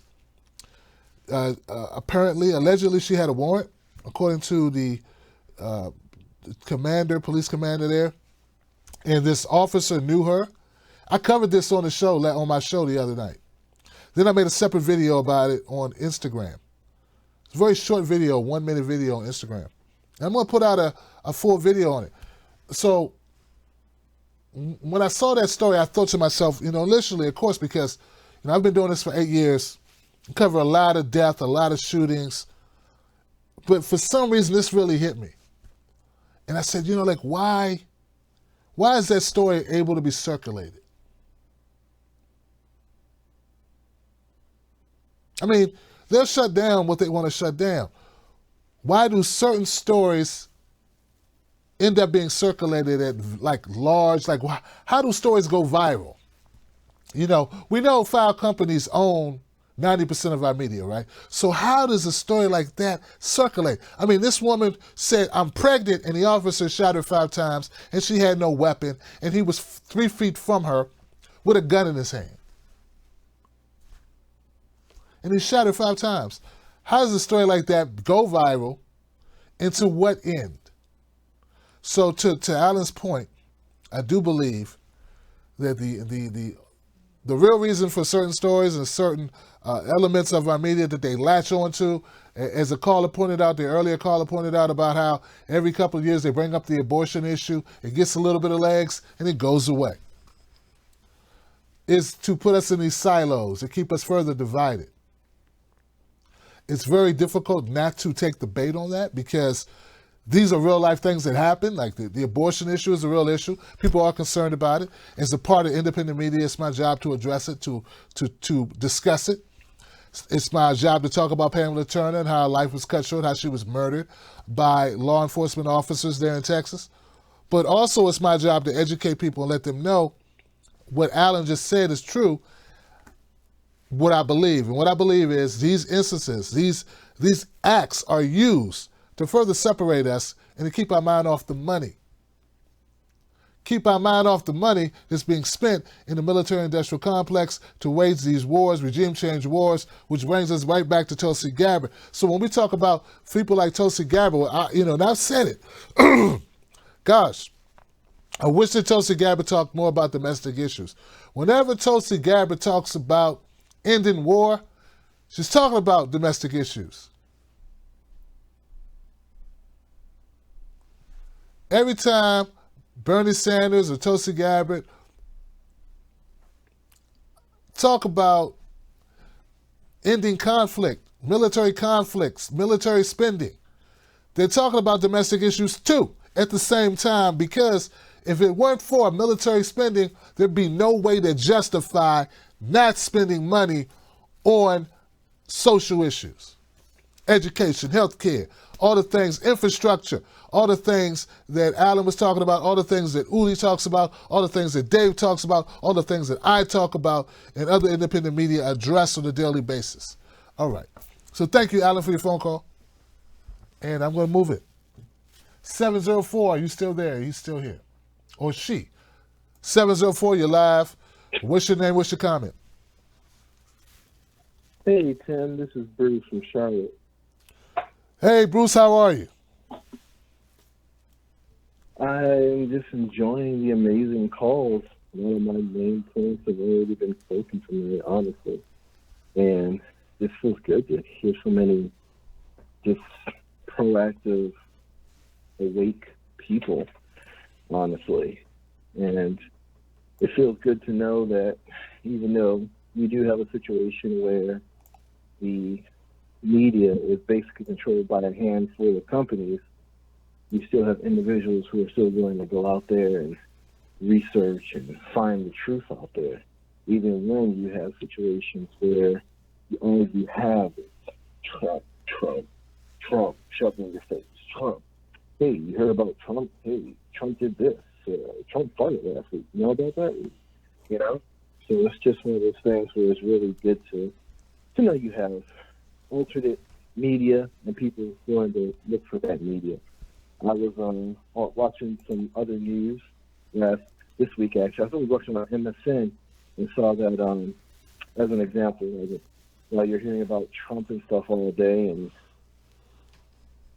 craziness, Robert Kraft, that whole situation with the massage parlor and down in Florida, that sting that he was a part of, apparently he's pretty much just made his way through most of all the courts, and he has like one court case he has left to go through. But here's the interesting thing. He was able to skeet by a lot, from what the report says, he was able to skeet by most of the charges because they dismissed the video evidence.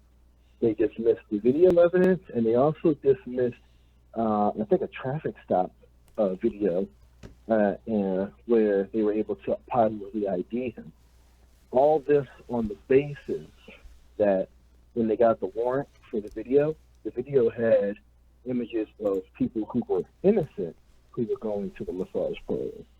So somehow, some way, Robert's defense, which was an army of lawyers, as we all could expect, were able to fight and state that, since you got innocent people on here, you just can't show that all of the video and miss it and have these people's privacy, all out in the open. So with that, the judge basically killed all the video evidence. So another instance of what I feel, the rich basically having one set of laws and us not being able to afford army of lawyers having another. I think a week ago, even going further with that, I saw, I don't know if you watched Vice last week, but they had talked about Detroit. And with Detroit and their deteriorating police department, there's actually been communities who are funding their own law enforcement. Like these security groups. Right. One they had on the show was called Viper. And think about that for a second. Like, you have basically your own private police that is securing your neighborhood, going around just like their police, and the police do not like it at all. At all. And the thing is that really made me think about it. You know how cops have a tendency to do fucked up shit to people when they're during their normal clothes when they're like undercover, when they're not wearing their plainclothes officers. My thought process is, what if they were like arresting someone or in the midst of like approaching someone, and one of these private security people rode up at the same time and saw what they would think would be an assault or something. A lot of times when you see an instance with these cops, they're already in mid, what they do. And these guys roll up and they see a gun, and then they shoot, or the security guy shoots, they shoot, or whatever, and now you have that whole situation. What happens? Like how does that get worked out? Because people who pay for the security are going, oh, sorry. Okay. Hey, look, Bruce, I got to keep it moving, man, but thank you for the phone call. Yeah, I think the way that works, I did see a portion of that segment. If it's a gated community, right, that has these hired police, well, the general police won't be policing that area, from what I understand. Like, if you're on private property, like in a gated community, I think that's the structure that they currently have. I mean, poor people can't hire their own cops. So it's not going to be just an area that undercover or plainclothes cops who are off duty or whatever is their status other than being on duty in uniform. I don't think that they're going to be, acting as a police officer at that point if they're in that gated community. If they're just visiting, that's a different story. But anyway, I appreciate the phone call, man. Let me keep it moving, try to get everybody in. 458, you're live. What's your name and what's your comment?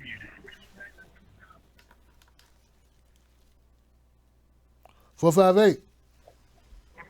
Hey. Oh, sorry. Little distracted by my cat right now. Sorry. She just got into my room. She has the best timing. Right. How are you, Tim? Hey, how are you, sir? How are you? Doing all right. All right. What's your name and what's your comment?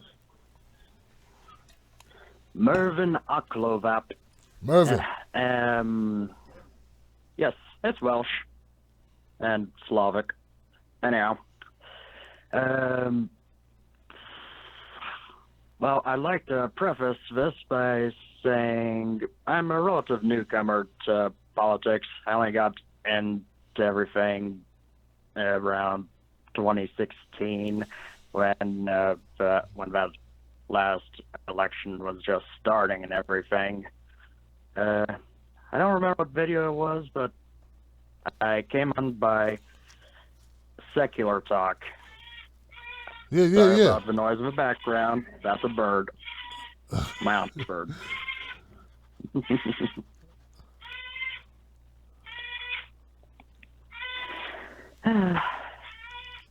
So talk to me, Mervin. What's on your mind tonight?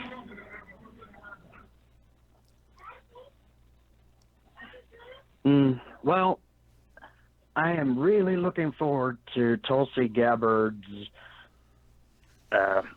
run. All right. But I'm also looking forward to Bernie's. I'm really conflicted on the two. They're both great candidates with solid records. Okay. Do you have a question or do you have a statement? Do something for me, brother. Got to keep it moving. I guess I don't really. I just want to say hi, and I hope everything goes well. Well, look, man, take care of that bird, and hey, keep watching. And yeah, like, brother, get in where you fit in. There's a lot of information out there and about the upcoming elections. Both of those candidates are good, strong candidates. I support both of those candidates. I think they're both a far better change than anything we've seen in presidents in the last, as long as I've been alive anyway. And so, even though I like Billy Carter, but I don't remember his presidency. I was too young at the time. But so you can't go wrong supporting either one of those candidates or supporting both of those candidates. And this process is just getting started, brother. So stay tuned, Mervin. We got a lot to talk about in the coming months. So that was 458. I got an 813 number. 813, you're Hey, live. how you doing? What's your name and what's your comment, Hey, 813? can you hear me? I hear you. Yep. Hi. My name's Peyton. I'm from Tampa, Florida, and I wanted to speak on the issue you brought up earlier about Elizabeth Warren rejecting to appear on Fox News. So I guess background, I'm a college student, just finished my first year. So when I come back home, I go home to my dad and my grandparents. We all live in the same house. And they are all, Fox News watching, conservative people, Trump heads, basically. And so when I'm home, I see them watching, fucking Lou Dobbs, Tucker Carlson. And I understand why people might feel sort of like agitated by their tactics because like any other mainstream media corporation, they're always, towing the military industrial complex line, That's where their financial interests are. That's why when Tulsi Gabbard went on the other day, they barely even gave her a chance to speak. So I understand being upset with Fox News, but I don't think we can just sit here and act like that they're the only mainstream media company worth like, not speaking to, not appearing on. When all those executives are probably good buddies from all the executives from MSNBC, CNN, they have the same goal. So I do feel like it's a little hypocritical to say, well, I'm not going to go on Fox News. I understand. I don't like Fox News, but you have to go on there. And if Elizabeth Warren had gone on there, she's not my preferred candidate, but I still feel like she would offer something to people watching that that's worth value. Certainly more so than the typical shit that you would hear on that channel. And I had another point to make. It sort of lost me. This is my first time really calling into a show like this. And I do enjoy what you're doing. Well, what's your name again? My name is Peyton. Peyton, P-A-Y-T-O-N. Hey, Peyton, I want you to know, man, that's a very important comment you just made. In fact, I'd like to stick the landing on that one and just say, let's let that comment sit because I think it's a very good point that people need to think about. And I agree with it 100%. Makes a lot of sense, brother. And I want to thank you for calling up. I got to keep it moving because this is a special show. But call back in on Friday, my brother, and give us additional thoughts on additional news or whatever comes up. Peyton knocked it out the park. I love that, man. Like, I love the sentiment and I love the real life story. He says he comes home to his parents and they watch Fox News and damn it, he needs someone like Elizabeth Warren debunking crap on Fox News. I mean, it's a prime opportunity. But we got these idiots saluting it like it was a good move. What are you in it for? Like, I understand when we got MSNBC and CNN people. I get it. When they go, oh, great, we like Elizabeth for saying this. This is great. Because Fox is kicking their butt in ratings and viewership, okay? That's just numbers. Anybody can look this stuff up. So I understand when you got CNN and MSNBC supportive of Elizabeth Warren's decision, strategic decision, tactical decision not to go on Fox News. But it's another thing when we got independent media or we got people who are independent journalists supporting it as well. They're supposed to see the bigger picture. They're supposed to actually care that people become educated.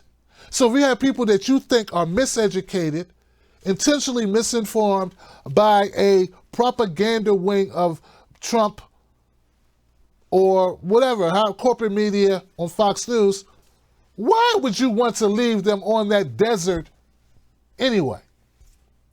If you feel that it's important that they become educated, why would you agree with somebody not talking to them?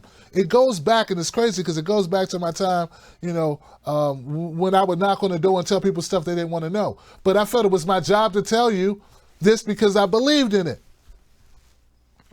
Elizabeth Warren has proven to me with this action that she is not about informing those people. She's more about making points with her base. And I don't think that's enough. That's not leadership. Seeing Bernie Sanders in the middle of Fox News, on Fox News at the town hall, dealing with a crowd that didn't necessarily agree with him, dealing with hosts that were throwing shots at him, and seeing them handle that and further encourages me about Bernie Sanders. So Elizabeth Warren missed a huge opportunity. Ask Peyton. Don't ask me. If you think I'm biased, don't ask me. Ask Peyton, who just called up. Ask him. He'll tell you. And it's not just an opportunity for her. Screw her.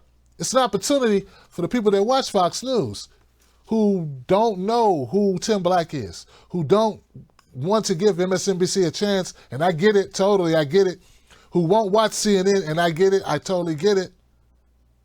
But it's an opportunity because Elizabeth Warren is a good speaker. She's a teacher, and she could explain student debt in a way that's different than the way Lou Dobbs would talk about it. She could explain healthcare for all, Medicare for all, in a way that Fox News hosts will never explain it. What a missed opportunity, and what a damn hypocritical stance to take that you co-sign it. Don't tell me that you are progressive, independent, or a change agent in independent media, man, if you support that choice. I'm sorry. I just don't agree with you. And I think you need to go ahead and put in your job application with CNN and MSNBC and get out of my lane. Stop pretending to be independent media, because your goal is to just be for teams and not be for the people. We're supposed to do this for the people. That's what we do this for, not for teams, not for D's or R's on our shirt, and not for jobs in corporate media where we become more of the problem instead of we become part of the problem instead of the solution to the problem. All right, so you inspired that rant, Peyton. Thank you, my brother. A little passionate about that. 602, you're live. 602. Curtis. Hey, Curtis, what's up, brother? Curtis. Hey. What's happening? Man, how you been, Curtis? How'd you do on the quit smoking thing? Man, I haven't smoked cigarettes in almost a year, brother.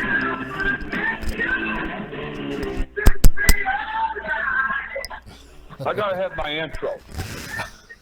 What's happening? What's happening, brother? How you been? That's Black Sabbath. It's Black Sabbath. It's when Ozzy first came out. The album's called Master of Reality. And I don't know if you know it, but Black Sabbath was pretty much anti-war. He was pretty anti-war. They all were back then. You know what I'm saying? But anyhow, I wanted to touch a little bit about what you said about Mrs. Warren. I think you're absolutely right. She missed an opportunity, but what you don't understand is that they set people up and they edit that. So if it was live, it's different, but they edit what you see, so they could have set her up very easily. And they have terms that you have to agree with before you go on the air. They actually have a contract. And I think that's what the reason why she shined out. I don't believe that Pocahontas is going to do anything. I believe our system is too far gone. Our system is a Rothschild, Goldman Sachs system. It's the same one in Europe. If you look who's running the trade deals in the White House, Trump ain't running that. That's Hudlow. That's Wilbur Ross, agent of Rothschild. That's Steve Mnuchin. These are all Goldman Sachs. That's who runs our system. And then if you look at the foreign policies, all the last four presidents' foreign policies were all the same. Even Obama went after Assad. So you see some things never change. And the other issue I wanted to say is people think there's a news genie, like there's some genie that gets up and decides what's going to be on the news. When you open the page up, and you open up the page every day, you notice that the Kardashians are in there. You notice that the Royals are in there. You know the sports and entertainment figures are in there. They use that as filler. That's what they preoccupy. That's how they steal your mind. You're worried about Tiger Woods. You're worried about Beyonce. You're worried about something other than yourself and your own family. And this is where they got us totally divided. I don't think the progressives, have some fantastic ideas, but I don't think that it's ever going to come to be. I think this election is going to be a setup election. It's going to be what they call a mock election. You're going to have two ugly choices again. And I think that's what it is. If they put Biden in there, Biden is sold out. See, you can't have a person in the White House that isn't either criminally blackmailed or compromised. There would be no reason to have someone in that office. That's who Trump is. That's who the Clintons were. But I agree with a lot of the progressive things that they're standing for. They come up with ideas, things that could really make a difference where we would see it, but I don't think it's going to happen. I don't see it because the system is too far gone. But like I said, people think it's a news genie. Now, when you see the war propaganda that you see that they trump up in Venezuela, you know what that is. That's a petrodollar.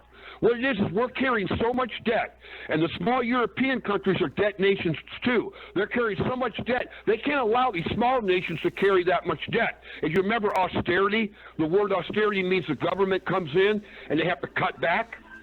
Well, they did this in a lot of the European countries.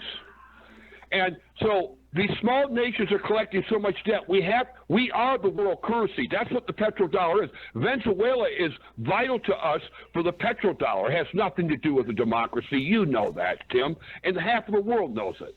Okay? The next opportunity that Israel wants, basically, it's Israel's wars, is Iran. They got Bolton in there. Now, people are trying to tell me it's the Bush-Cheney mafia is back. Come on, they're back. They took over the White House. Trump has just got to go out there and pimp it. He's just a pimp. And people are so preoccupied about his Twitter. And then every 2 days he's doing an executive order. It doesn't matter if the executive order is lawful. You got to go sue him in a court. And you can't just sue him in a district court. You got to go all the way up to the U.S. Supreme Court. So if Trump knows the way the law works, I can make any law, any executive order I want. Someone has to challenge it in a small district court and has to work its way up. That takes years to get to the Supreme Court. He'll be out of office, and he knows what they're doing. But I don't see any real change. I think what the Democrats are going to do is they're going to put up another corporate hack, another Hillary Clinton. I think that when you see the progressives, like some of the ones that you like, they have to give them a platform. You can't totally shut them out because then it doesn't look like a fake democracy. So we have to allow a platform for people to talk a little bit. Elizabeth Warren is a congresswoman. She's been there forever. Is she compromising her seat? Is she going to compromise her seat and her way of life for the presidency? No.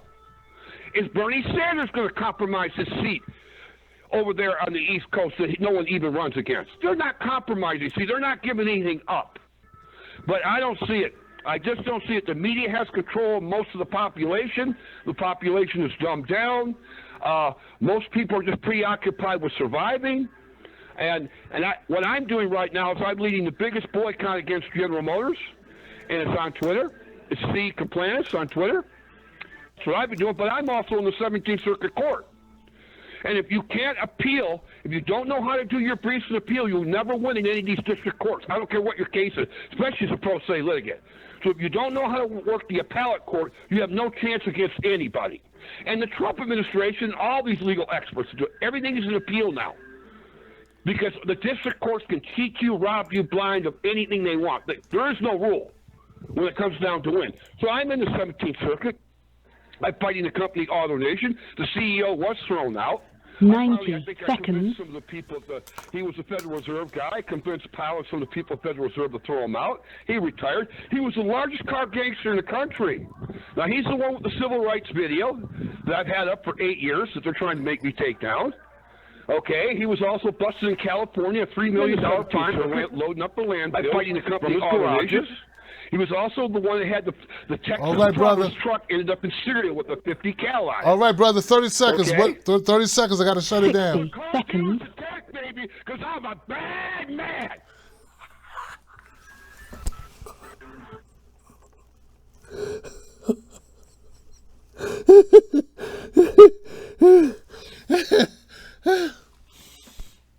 Some things never change. Some things never change. If you are a faithful viewer of the Tim Black Show, you'll know that Curtis is a caller who's been calling in here for several years, at least 3-4 years, maybe longer. And he is he's a staple to the Tim Black Show, and he calls in and he's just yeah. Long live Curtis. All right, I'm gonna go to the next call. 903. You're live. What's your name and what's your comment? Seconds. Hey. Hey, Tim. What's cracking, brother? This is Weston. I was giving you a holler. I wanted to ask you about what you think about this situation going on with Iran. Seems to me that it's kind of convenient that 1 week we've got, Trump administration coming out and saying, "Oh, watch out for something to happen." Next week we're sending, stuff over there, and then this week we're, having this sabotage, and we've decided it's Iran, and 3 out of 4 ships are in control of, or under control rather. Saudi or UAE, basically an extension of our foreign policy. Doesn't it seem kind of convenient to you, or this all seems familiar to me? Yeah, I think the United States wants to invade Iran, and I think that's pretty obvious at this point. In fact, it's kind of strange that you brought this up, because I'm thinking we're gonna have a special guest to come talk about this issue more in depth. I want to say it, but I don't want to put them, just in case they don't do it. I don't want anyone, but I'm hoping that we'll have this conversation. But yes, I'm going to admit that my knowledge of Iran is somewhat sketchy. Other than the missile preparedness, the Iran deal that Obama made, and the Republicans hated it, and understanding logistically where Iran is and how it's advantageous for us to have strongholds in Iran. But at the end, I look at it the same as Iraq, brother. Like, it's always a grab for resources. So am I on the right track with that? Oh, this deja vu. That's how I'm feeling. We do have a long history with Iran that goes back to Ayatollah Khomeini. Basically the dawn of our, what you want to call it, the military-industrial complex, 1953, the CIA, the coup that we helped pull off over there. It's kind of set everything in motion in the Middle East as far as what we've got going on over there today. Got it. Well, look, brother, thank you for... I appreciate you having me on Absolutely. the air. Thank you, Tim. Thank you, my brother, for calling in, man. I appreciate it. I just remember growing up, and I would hear about Iran a lot. So, as a kid, as a teenager, we hear about Iran. And I remember the names Sadat, Ayatollah, and then we hear about the, So yes, this is a long track record of it. I think also under Democratic rule under Hillary Clinton, that'd be something that we would already have pursued. I remember, you remember John McCain talking about bomb Iran. What was that, 2008? Right? 2008, right? So, I think at the end of the day, the Democratic Party and the Republican Party, the military-industrial complex has an agenda, and on that agenda is Iran, war with Iran. I got a 343 number in the queue. Hey, 343, have you had an opportunity to comment? If not, please do. I haven't commented yet, Tim. It's your friend Patrick speaking. How you doing today, my friend? I'm good, man. What's on your mind tonight? Well, that situation with the UA Chinese company that Trump sanctioned today. And by the way, Conrad Block is part of my Trump, so that kind of infuriates Canadians and Americans. So whatever. So back in May, or actually May, there was a investigation with, March. It was an investigation with this Chinese person that was going against Iran sanctions in Canada in regards to the UA company doing some illegal business with spying and stuff like that with Iran and Canada. And the Chinese girl was arrested but sent back to China. So what I'm trying to think and try to put this all together is a conflict. I know that Canada is part of the NATO group. So I'm assuming Canada is going to be part of this invasion too, to overthrow the government of Iran because of all the sanctions that Canada has put towards the Iranians and sided with Trump. Trudeau sided with Trump on Venezuela. Trudeau was on the same side as Trump on Iran. So what I'm surmising with all this, and they're thinking of doing the same sanctions too on UAE, on the same company, is that they still want more conflict, because I know that Trudeau sides with the Israel lobby a lot of times, especially BDS, the Palestine issue, and doesn't assign the BDS movement very well. So I know that. So what I'm surmising is that there is going to be a bigger conflict in the next couple of days. With all these reports and stuff like that, I'm starting to think that there will be a bigger conflict with Canada involved, because Canada's involved with defense, but still it helps out with the imperialism of the United States. So if you think that will happen, I don't know. What do you think about that, Tim? What do you think? All right, brother. Look, thank you for the call, Pat. I have no idea what's gonna happen with that. I haven't had an opportunity to track that story in China about Donald Trump, and I don't cover Trump that often, and maybe I can look into it. Maybe someone else can look into it. I don't know. I have no idea, Pat. Well, look, guys, we had a show tonight. Ended up working out anyway, didn't it? Didn't have Senator Gravel as long as we wanted to. I wanted to talk to him about an ad that he ran about Donald Trump. No, actually about Joe Biden. And it was the craziest thing when you search for Joe Biden donations, Gravel and Team Gravelanche used Google to buy the ad for that. It was an Act Blue ad that exposed Joe Biden and his corporate ties and Wall Street and what have you. So it was an amazing thing. I wanted to ask him about that because it was very... people say, a couple people have asked me, say, Tim Black, like, what is Mr. Gravel doing? Is he seriously running for president? People, they're concerned about this. And I get it, that you're concerned about it, and you want to make sure you give into a worthy cause. Well, you have someone who's willing to speak truth to power. Do you realize the power of someone who's not looking for a job? Just imagine someone who's not looking for a job willing to tell the truth on the national stage to these politicians. I think that's invaluable. It's worth a couple of bucks that you are talking about holding on to, that you don't know if Gravel could actually win. Like, you are not getting it. I've watched these movies where the whole idea was to try to break to break the media's, input of information, lies to the community, lies to, viewers. The whole idea was to take over the network and break the connection that's lying to these people. And I think you guys know what I'm talking about. And it's been applied in several movies where there'd be these rebellious people who are willing to fight against the powers that be just to have a moment to break the lie energy coming out of the stupid box, the TV, right?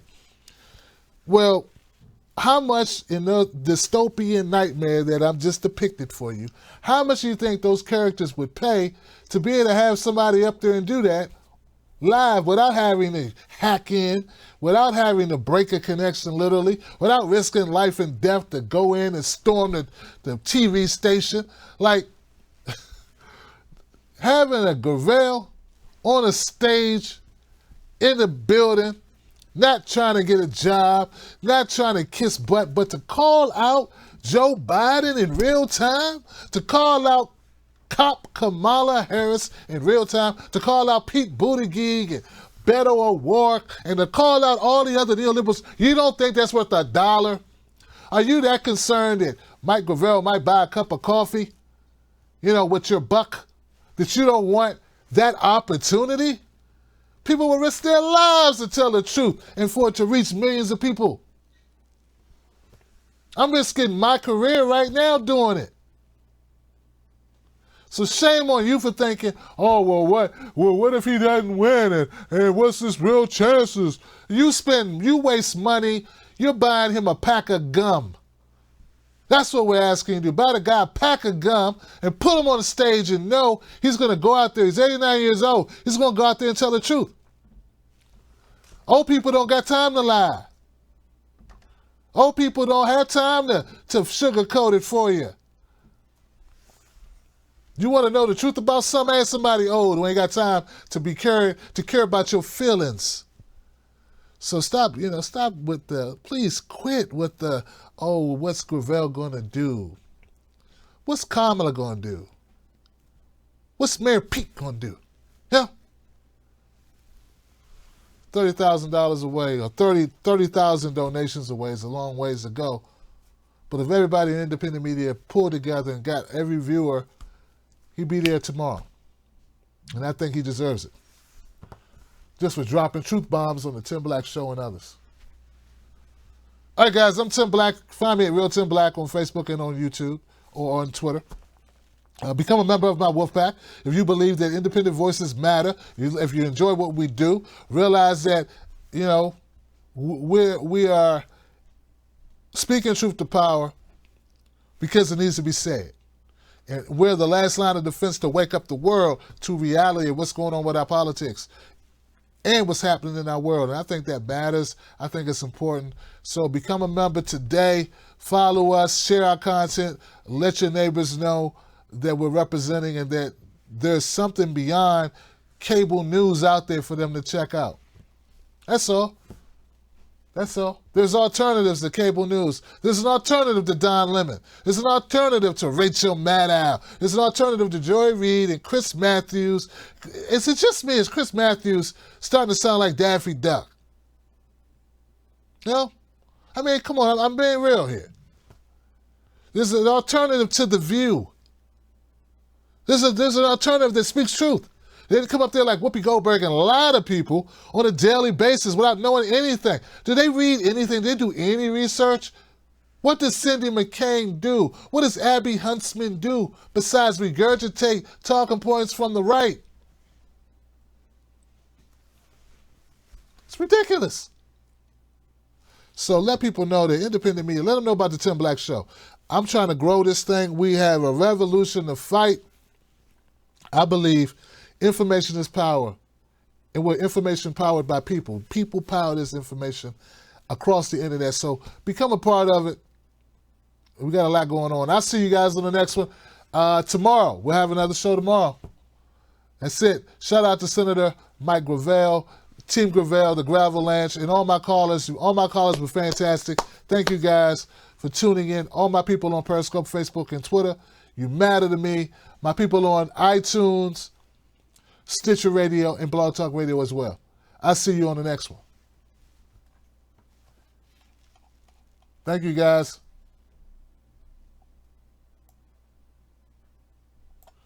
All right. Booyah.